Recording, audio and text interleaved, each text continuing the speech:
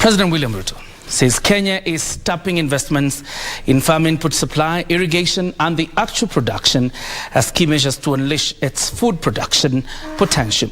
President Ruto was speaking at the Dakar 2 summit in Dakar, Senegal, where more than 20 heads of state and government officials from Africa are holding a high-level meeting on food production in the continent. The three-day Food Security Summit themed Food Sovereignty and Resilience is an appropriate forum for heads of state and other partners to discuss how to exploit Africa's agricultural potential and the plans and programs that will help scale up production. The fact that we are having a conversation, so many of us as heads of state from our good continent, and we are discussing food, is not a very interesting thing to do. I think we should be discussing beyond food 60 years after independence. We should be discussing about how agriculture is not just going to feed, but is going to create jobs, is going to create revenue, is going to add value, we're going to do export, and that is really the trajectory that the people of this continent expect us as heads of state to have a conversation about.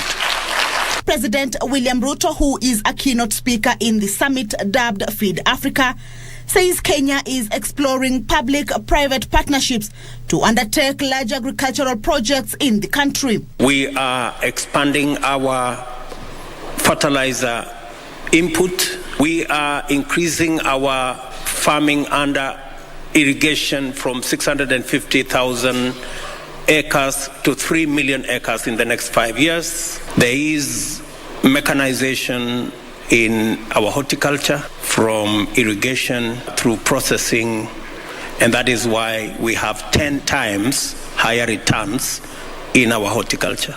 There are more young people in our horticulture than there are in our tea industry. The more young people are in a sector, the greater the returns we get from that sector.